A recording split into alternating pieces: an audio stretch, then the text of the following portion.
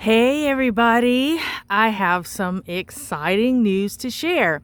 So last year, actually I think this is the second year that we've had this Meyer lemon. And this season, this spring, I actually decided to put it into the ground. And I'm just going to have to make sure if we have any hard frost or anything, just to take really good care of it.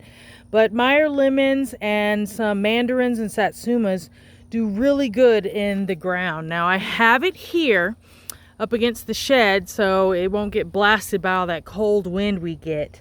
But this was my first fruit tree that I planted. Okay, the peach trees that you see up there were already there. I just had to maintain them. But it was my first time even having my own fruit trees. And if you look at my first and early videos, you know we had those pear trees in the front. We don't really even touch those because they have fire blight. And my husband hates pears. And yeah, I don't know. It's something about eating fruit from a diseased tree that just doesn't settle with me. So haven't touched those pears since we've been here, even though they're big and they're beautiful. But you guys have heard me say that I'm probably just going to cut those poor things down just because I do not want ugly trees in front of the house. But anyway, let me get on with the good news.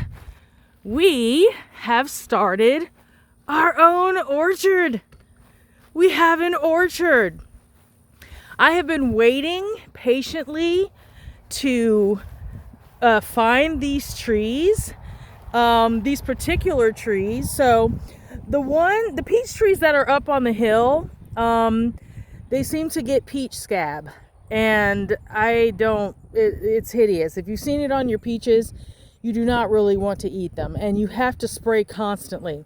So luckily the other day, these weren't there before, but we went to Tractor Supply and I found this, I think this is the Georgia Belle, or Belle of Georgia peach tree. And it's just now starting to break dormancy. But we've been in a drought, so it's been like the absolute worst time to try to plant things. But I knew rain was coming and I did not want to sell out, you guys. Peach trees, I guess, only last maybe about 5 years before they start to decline. So you kind of want to replace them. So maybe about the time our one peach tree up on the hill just goes kaput. I don't even know how old that tree is, but it's still producing some really good peaches. These will have started. My second peach tree that I got was Alberta. Now, Alberta is disease resistant. So is the Belle of Georgia. And so that means less spraying.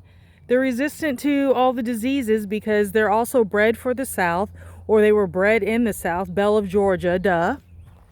And I think this Alberta one maybe was in Wisconsin. I'm sorry, I have to do some more research on that. But either way, it's perfect for the southeastern states that have a lot of humidity, a ton of heat, and they're drought resistant, which is great because we have a lot of problems with droughts here in Georgia. It's so humid, but yet we'll go through these ridiculous spells like we are now where we have not had any rain. The only reason that I'm out here is because it's overcast, it's cooler today, and it actually rained yesterday. It's supposed to rain today, but I don't know. Hopefully it'll rain tomorrow. That's what the weather report says. But anywho, let's continue with what else I've planted. So over here I have a Golden Delicious, and I got these from Stark Brothers. Now I have seen some interesting reviews from Stark Brothers. Either you love them or people absolutely hate them. These were completely healthy, beautiful, and they were already starting to break dormancy, so we had just got them into the ground. So this is the Stark Golden Delicious. This is disease resistant. It's a semi-dwarf, so it means it'll get somewhere between maybe 10 or 15 feet. It may stay smaller. It just has to be pruned. So the companion for this Golden Delicious apple is a red delicious, which is also disease resistant. And this is the it's called Stark Crimson Red Delicious Apple, and it's also a semi-dwarf. Now this one started putting out leaves just since the rain. So that's something that makes me really happy to see. So I've got 2 apple trees that will help to pollinate each other. These 2 fruit trees, the peach trees in the front, those are self-pollinating. So, but you'll get a better yield if you have at least 2 that will produce around the same time. Both of these, they start producing or are ready to harvest in June. Actually, I think it's July. June, July, around those months is when you'll start getting some fruit out of those. So now over here, I actually got these 3. Look how tiny they are. They're so small. But you guys, these are mulberries. These are mulberry trees or bushes, depending on how you decide to prune them. They can stay as a bush, or they can turn into a tree. And they get somewhere up to like 60 feet tall. But if you look at where I have them, now I only ordered 2, but this awesome seller, she threw 3 in there. This is the smallest of them, but I have them here. See, this one's barely starting to, oops, you see a tiny little, oh wait, focus. Well, my focus isn't so great here. There we go. It's just starting to break dormancy. I have one. Let's see. This one is starting to bud. Yay. There we go. And now this one, it already had some leaves on it. The roots were healthy. So I'm going to share a little story with you. My grandmother, every year, when I would come home for the summers, there was this huge mulberry tree that she had in the back. It's one of the first things that I did. Now, I grew up, a large majority of my childhood was spent at my grandparents'. So that tree was always there. It's always been there. And every summer I would come home and I would immediately go to the back, say hey to my childhood dog, and then I would get to picking all the mulberries, black, juicy, delicious mulberries. And it's like, some of them you just blow the worms off. They always have like little tiny little white little things on them. You just blow them off and keep eating, right? I know that's country and people are like, ew, you don't wash stuff. I'm like, whatever, I'm so healthy. I have all of the gut biomes. It's because, you know, eat a little worm, eat a little dirt, you're gonna be healthy. But anywho, so I would pick all of these mulberries, take them inside. I would wash them, make sure all the worms are off, and then I would just sit there and just eat them. And they were only available during the hottest months. But some of my childhood memories are about this delicious berry. Now, raspberries are okay, blackberries are okay. I don't like the seeds because they get stuck in my teeth and frankly they hurt. I don't want to spit seeds out and I don't feel like crunching on them. So mulberries are just delicious. They make the most awesome jam and pies. So that is the first reason why I decided to get mulberries, is because they're absolutely delicious and they'll also help deter birds away from the garden over there. We want to keep the birds over here, so keep them away from the peaches and the apples. The readily and plentiful mulberries will be over here.